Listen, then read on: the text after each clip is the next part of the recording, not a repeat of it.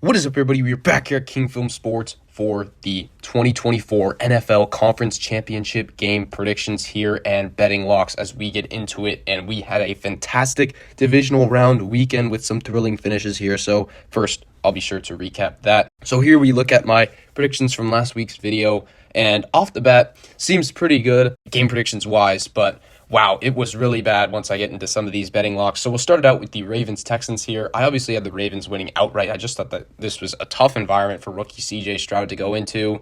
And I knew that he looked bad on the road in spots this year. This was going to be a windy game, about 20 degrees in Baltimore, tough conditions. But I thought he'd fare much better than he actually did. I mean, when you think about this game, really, they didn't even get into the red zone. That one touchdown was a punt return for a score, which tied that 10, gave them some false hope in that game. But ultimately, in the second half, the Ravens offense really got it going. And again, C.J. Stroud just had nothing all day.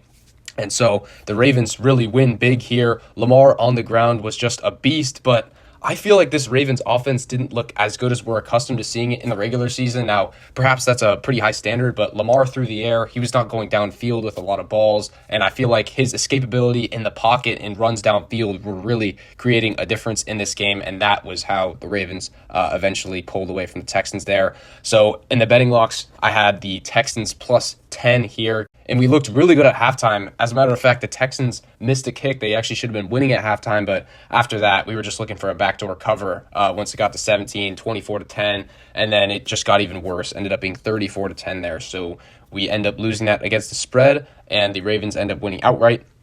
Then we get into the Niners-Packers, my free lock of the week, which, as you guys know, I've been harping on it. It was 15-4 going into this week, and this one was a loser. Niners minus 9.5 there, so down to 15-5. And this one really just did not play as I was expecting it to at all. Once the Packers got the ball, again, like they did in the Cowboys game, I had mentioned in that video, they took it down 8 minutes, scored a touchdown. In this one, they took it down 7-8 minutes. They ended up stopping for a field goal, and that ended up being massive. But still, in terms of pushing down the Niners, that was exactly what they wanted to do. And I was really shocked in the first half that the Niners could not stop Aaron Jones in the running game. Jordan Love in that first half actually did not play very well. He was just throwing checkdowns, really, and his completion percentage wasn't great. It was just Aaron Jones churning it on the ground. But the Niners defense in the red zone did hold them down and kept them to 6 points in spite of 3 red zone possessions. And then you get to that Niners offense.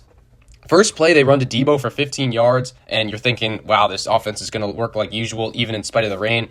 Then Debo gets injured, I think, second or third play, and that really throws a wrench in all of their plans. You think with all these weapons, Christian McCaffrey, Kittle, Ayuk, Debo, and then you've got Trent Williams and others on the offensive line, you think that Debo doesn't matter as much. No, he matters a lot to this team, and once he was out, the offense really couldn't function, so the cover was out the door there. But the Niners end up winning this game, and I thought that their defense made a couple huge plays. They were able to stop the run throughout the latter stages of the game, but actually the secondary became a problem as the Packers were able to convert in the red zone, and also a couple huge PI calls for them. Cannot ignore that going into next week as well. But the Packers kicker, Anders Carlson, misses a kick, and Jake Moody, although he did get one tipped in the first half, which I think was on him, he did make a big one going into the fourth quarter, and then Purdy and the guys led a touchdown drive in the last 2 minutes. So the Niners end up winning that one. Game that Green Bay definitely should have won, but the Niners get one through there and end up winning by 3. Do not cover the spread there. Then you get to the Bucs-Lions game, and this one was interesting because the Bucs were actually in it for a lot of this game, and just Jared Goff played a lot better than Baker Mayfield down the stretch, I thought, and perhaps the Lions were just the better team there. It was 10-10 for the longest time, and then 17-17 in the fourth quarter after Baker leads a great comeback drive there for the touchdown. But just ultimately, that Bucs pass rush I thought was going to be a big difference maker in this game, an X factor for them, and they just were not. They really wreaked havoc on Jalen Hurts and the Eagles last week, and it was nowhere to be found. Perhaps it was because the Lions were at home. They also have a great offensive line, but I just thought that they would be better. And even though they blitzed, they did not blitz as much as last week, and they still got carved up through the air. I mean, that zone defense was just horrible, and Jared Goff looked like an all-pro back there. Not to mention their running game with Jahmyr Gibbs, David Montgomery. I mean, they were just running downhill against this Bucs team, and they could do nothing to stop it. And then Mayfield also had 2 key interceptions in this game, which held the Bucs back. As for my betting lock in this game, I had the Bucs plus 6.5, and they actually did try to backdoor this one when I thought it was over. 31-17, they score a touchdown, and 31-23, then Todd Bowles decides to go for it, the analytics play, and then you've got a fade to Mike Evans in the end zone, but was not able to convert there as Mike Evans does not sell the PI. Ball a bit underthrown there with the defender draping him in coverage. So we are not able to cover the spread in that one. That was pretty tough. And then to the primetime game, Bills-Chiefs. This one was just a classic from the start, and thought this one would be more of a lower scoring game. Thought that the Bills would win, had them -2.5 for our betting locks. And it went as it usually does. These offenses were able to move the ball at will in these games. I think that the offenses scored on 8 of their first 9 possessions, which was crazy. The Chiefs take a 13-10 lead near the end of the second half, and then the Bills score on 3rd and goal from the 13 right before the end of the half to make it 17-13 there going into the break. Then the Chiefs march it right down to start second half. Bills come back, and then the Chiefs come back again. And then in the fourth quarter, the points were eliminated from thin air. There were no points there after that, 27-24. There was a lot of thrilling action there as you had the Bills fake punt, which did not work. That was a disastrous call by Sean McDermott there, or whoever did that. I know that the Chiefs only had 10 men, but you've got to call a better play than that. And then the McCole Hardman for the Chiefs going into the end zone, fumbles at the half-yard line. It goes through the end zone. What a rule there. I want to see what the NFL does with that this offseason. Do they keep it? Do they not? Because that could have been a massive play in this game if the Chiefs ended up losing, which they did not. And then you also had the Bills moving the ball. You had some fumbles there that they were able to recover. And then ultimately Tyler Bass misses the 44-yard field goal there for the Bills. So they end up losing in this one. Classic game where Patrick Mahomes and Andy Reid able to defy the odds in their first road playoff game. They end up winning it outright. I thought that Josh Allen played a brilliant game throughout the first 2 or 3 quarters, but then this Bills offense really became like patchwork. They were relying on Allen in the run game too much, and James Cook on the ground was not doing enough in the second half of this game, and their downfield passing game was just not hitting it. I feel like Josh Allen usually hits a few big, deep balls, and it just wasn't there this game. Although they had a couple shots, just were not able to convert there. So ultimately, Mahomes in that methodical offense with Pacheco and Kelsey, who had a huge game, were able to get it done there.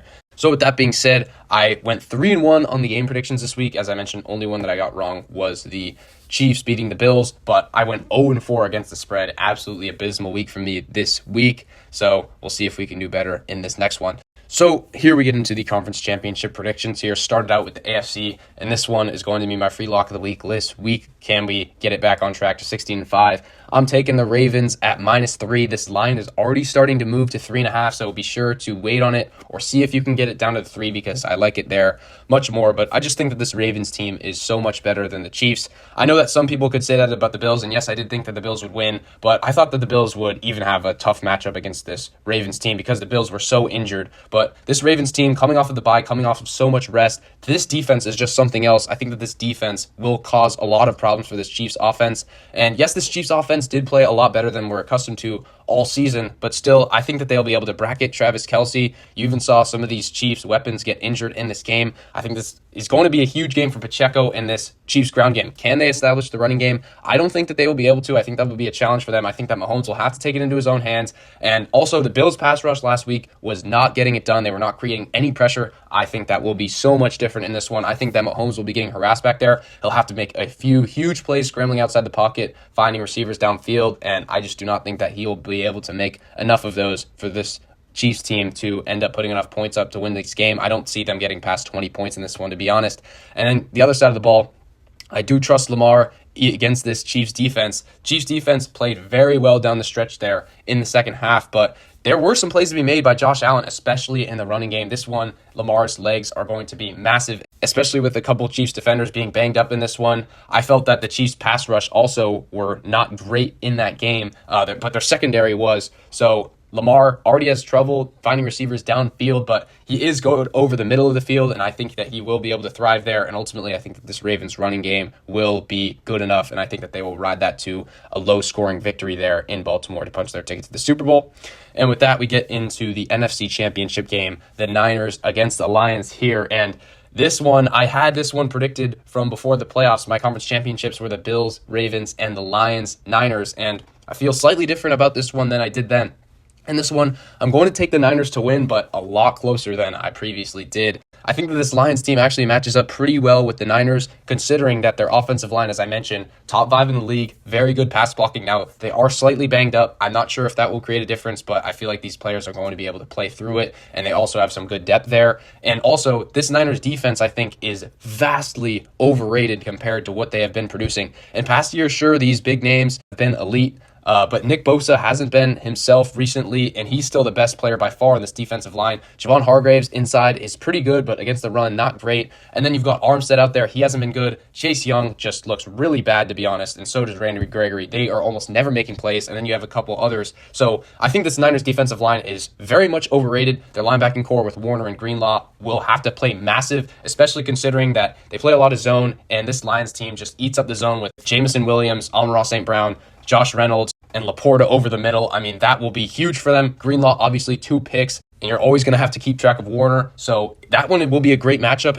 And the Niners historically have matched up very well against Goff in his days with the Rams, but that was always when they could get a defensive line to rattle him. I'm not sure if they will be able to do that this week. And then obviously the Niners defensive line will have to play much better against Jahmyr Gibbs and David Montgomery if they want a chance to win this game. And then down the field, the secondary will have a bit of a problem here. So the Niners offense are going to have to play much better than they did last week, but fortunately for them, I do think that they will be able to put up more points. Now, as of this point, Debo is 50-50 to play. My assumption is that he will give it a go here, but they will only use him in selective spots in this game, so do not think that he will be the normal player that he is. But this game is taking place in the sun in high 60-degree weather, so I do not think that the rain will be a problem. I thought that was a big issue for Purdy in this offense, and I think that they'll stick to the ground game more against this Lions team. Lions are good against the rush, but I think that the Niners should be able to run against everyone. They are an explosive running team, so CMC broke off a couple big runs against Green Bay last week. I think that they will be able to do that. I think that will set up play action, and the Lions pass defense has gotten shredded all year. I think this one is a big Ayuk game, and then you also got Kittle over the middle, and then some of those other weapons that we saw, like Jawan Jennings and Chris Conley, I think will get open there. Purdy's going to have to be excellent in this game, and I think that he will play much better than he did last week. I think this one is a big bounce-back performance from the Niners offense. They'll need it, but I think that they will get it here. I think that the Niners win in that one against Detroit at home to play in the Super Bowl there. So let me know what you guys think of my predictions in the comments down below. As you can see, these games I think will be very close, but I am taking the Ravens and the Niners to make it to the Super Bowl as I did before the playoffs. So with that being said, let me know what you guys have. As always, be sure to like and subscribe, and I will see you all in the next one.